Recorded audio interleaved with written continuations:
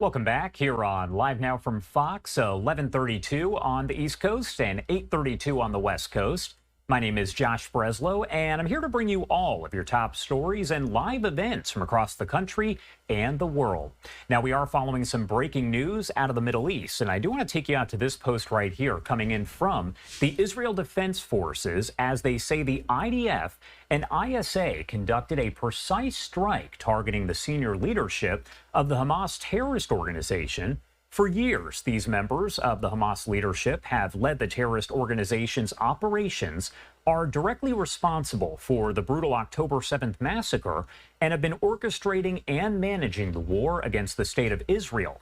Prior to the strike, measures were taken in order to mitigate harm to civilians, including the use of precise munitions and additional intelligence. The IDF and ISA will continue to operate with determination in order to defeat the Hamas terrorist organization responsible for the October 7th massacre. And of course, we do have a live look here over Qatar. This is actually Doha, where the strikes against Hamas leadership are said to have happened. Again, all of this is developing at this time. So I want to discuss further what's going on and what to expect here. Natalie Ecanow is a senior research analyst at the Foundation for Defense of Democracies. Thank you so much for taking the time to be here. Thank you for having me. All right, so first off, the big question that a lot of people are wondering, how significant is this strike by Israel in Doha, Qatar? Yeah, so this strike is very significant. Right now, we still don't know which leaders were located at this meeting that was targeted, who was killed, who may not have been killed. But regardless of which leaders were or were not eliminated, this was a massive response by the Israelis to the ongoing hostage talks. Sends a clear message that Hamas leaders abroad are not out of Israel's reach. There's long been an understanding or an assumption that Hamas officials living abroad in Doha were safe, living in the lap of luxury, and this strike really shattered that illusion. And what is the relationship like right now when you talk about Israel and Qatar? Because we know Qatar has been a mediator there for the peace talks that obviously have not come to fruition at this point, but we know that top United Nations officials are condemning the attack in Qatar and saying that the focus should be reaching a Gaza ceasefire deal, quote, not destroying it. So can you kind of break down for me what the relationship is like and if you think this will have any kind of impact? Yeah, so the relationship between Israel and Qatar is an interesting one. Going back several years, the Qataris, for many years, were delivering aid to Gaza with the green light from Israel. That said, as they were sending this money to Gaza, they also were harboring Hamas officials and were reportedly sending money directly to Hamas for terrorism purposes, not only humanitarian purposes in the Gaza Strip. So it's a bit of a challenging relationship in that sense.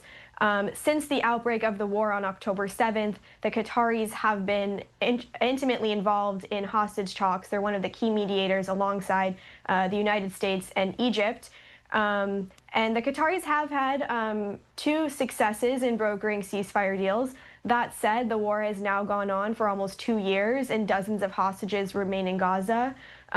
So the logic of employing the Qataris, who are not neutral players by any sense of the term, to mediate with Hamas in Gaza, it's a questionable choice. As far as what today's action means for the hostage talks, I think it's pretty unclear right now. We're still waiting on confirmation as to who was killed, what leaders from Hamas remain, if Israel has anyone to negotiate with.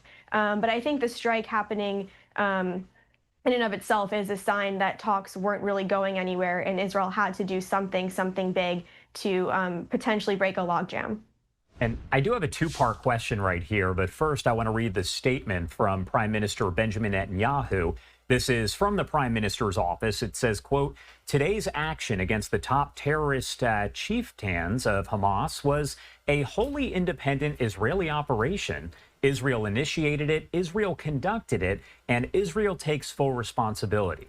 Now, my question for you, is that kind of saying, hey, everyone, the U.S. is not involved in this? That's the first part of my question. But also, one thing that I find interesting is all of these posts from the IDF and Netanyahu never actually say Qatar.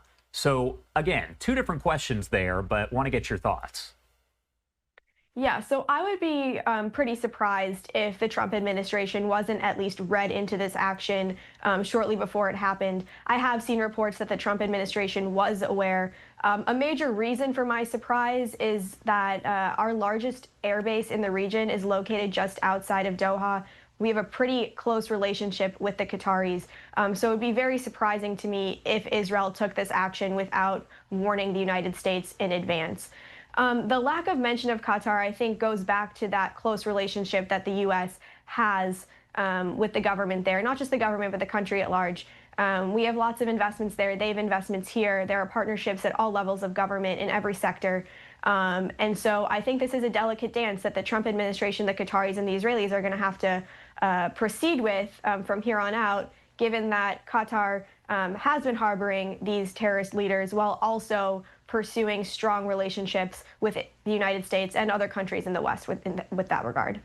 This is something you mentioned, but does it appear that we really are no closer to any kind of ceasefire deal between Israel and Hamas now than maybe we were weeks, months, even a couple of years ago? Yeah, I mean, unfortunately, I don't see us any closer to a deal. As I mentioned earlier, most of Hamas's recognizable senior leaders are no longer living. It's unclear who Israel and the United States are negotiating with at this point. Continuing to go down the same road that we've gone down for almost 2 years that hasn't proved effective in the past is unlikely to prove effective in the future.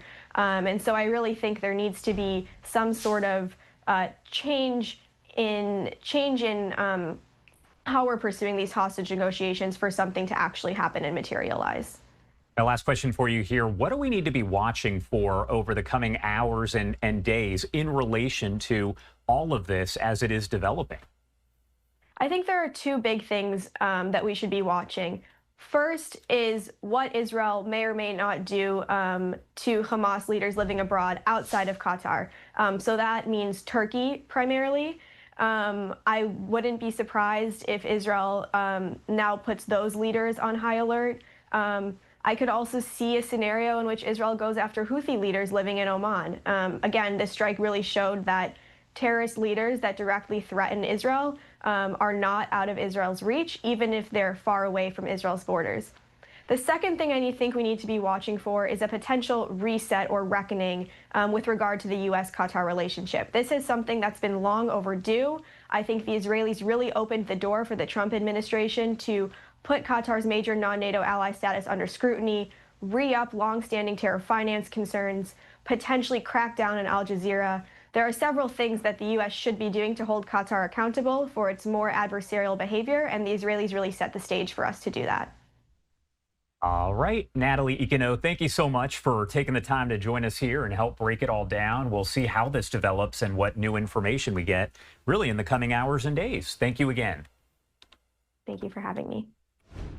And I do want to take you out to this post here just coming in from the advisor to the prime minister in Qatar and spokesperson for the Ministry of Foreign Affairs. It's a little lengthy there, but he says the state of Qatar strongly condemns the cowardly Israeli attack that targeted residential buildings housing several members of the political bureau of Hamas in the Qatari capital, Doha. This criminal assault constitutes a blatant violation of all international laws and norms and poses a serious threat to the security and safety of Qataris and residents in Qatar. The ministry affirms that the security forces, civil defense, and relevant authorities immediately began addressing the incident and taking necessary measures to contain its repercussions and ensure the safety of the residents and surrounding areas. While the state of Qatar strongly condemns the assault, it confirms that it will not tolerate this reckless Israeli behavior and the ongoing disruption of regional security, nor any act that targets its security and sovereignty. Investigations are underway at the highest level, and further details will be announced as soon as they are available. Again, that is a statement from the advisor to the prime minister in Qatar, who is the spokesperson for the ministry there of foreign affairs.